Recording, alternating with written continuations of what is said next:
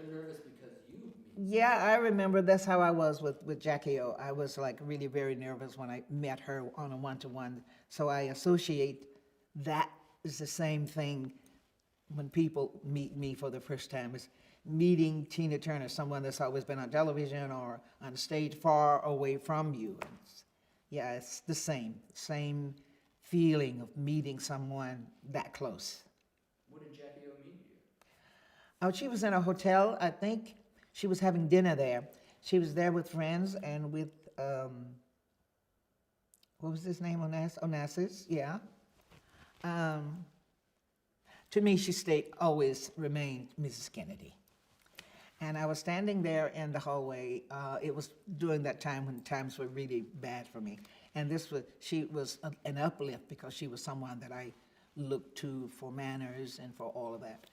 And I looked and I said, that looks like Mrs. Kennedy at the end of the hall. Because you know how she held herself always so correct. And I said, it is. And I dropped everything and ran down the hallway. And I said, oh, Miss Kennedy, Miss Onassis. And I said, oh, my name is Tina Turner, and I just want to say hello. And she said, and this big smile came. Oh, I want to say thank God for the smile. And she extended her hand, and she said, oh, very nice to meet you. And I had just spent time at Hyannisport with Ethel and Robert's children. We had all did the pony and dancing. And I think she wished that she had been there for that after I told her what we were doing. And she said, oh, my kids would be so pleased. I said, well, you know, are they here? And so she said, oh, no, they're sleeping, whatever it is, she said. But anyway, as I turned, and then there he was. He was this big. He said, oh, like a big Santa. And I said, oh, hi. I almost called him Mr. Kennedy. I was totally just like that. It was what? It was meeting an icon. It was what it feels like when you meet an icon. And I'm sure I'm that for a lot of rock people. And she's that on another scale. She's someone that you have worshiped and watched and mimicked and used as a reference for helping yourself to become a better person, a lady rather than a woman, all of that, you know. Yeah, it was a moment. What was it about her in particular? Is it the like? I mean, you're describing something, but what did she have that you wanted in a way? I thought she was pretty, how she held herself, how she dressed. She never spoke that much, but how she always held her composure, even, no, I can't talk about that because I'll cry.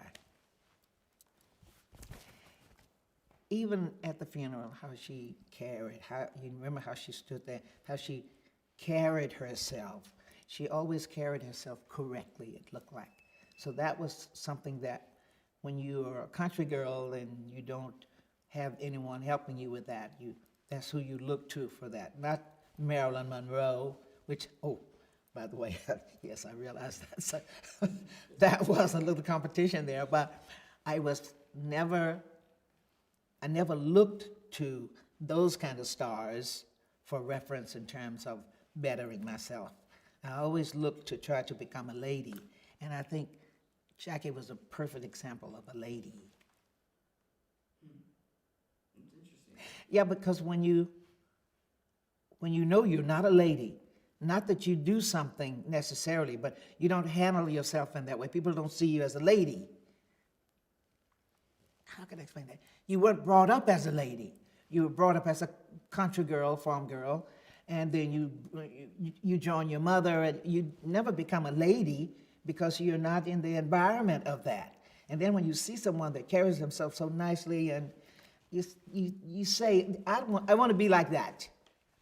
I want something just like this. And that's what I wanted. I remember buying the pearls and carrying myself different. And everyone thought that I was more than not only just a lady, not even a woman. I was a bitch on stage because the short dresses, the dancing.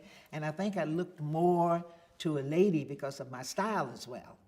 No one would have thought that I was a lady with my style on stage. And you would have thought Diana Ross, the nice big dresses and all of that. But No, that didn't quite fit with the emotions of performing. That's why, I think that's why. Do you think you achieved that though, on off, like do you feel that kind of ladylike, that class and glamour and? No, not, you don't try to be just like, you just take what you need. All I needed was, when I was approached, unladylike, you immediately turn that side that you have taken as a lady to them. And then they realize that you're not what they thought, that you're a lady. So I think it went over time when they met me, or they did some, not dealings, how they came in contact with me at a party or whatever, that I wasn't just this really loose woman, that I was a lady. Even though it sounds like it, because when I asked my husband to make love to me, I didn't do anything, but they didn't hear me. But I took as much of being a lady from her as I could, and I carried that with me through life. Don't I look like a lady sitting here? Yes, you do. That's what I'm saying. I think you achieved. That's why I'm wondering if you feel that. No, I took that along the way with me. I dress, I act, I'm careful with how I act or in public or whatever. I care about those things. I realize that they are nice. It's refreshing. And being a bitch isn't. You can tell those girls that on the dance floor or whatever. You don't want that in your life. And that is when it comes into play. That is when you let people know that you're not that person that they think you are.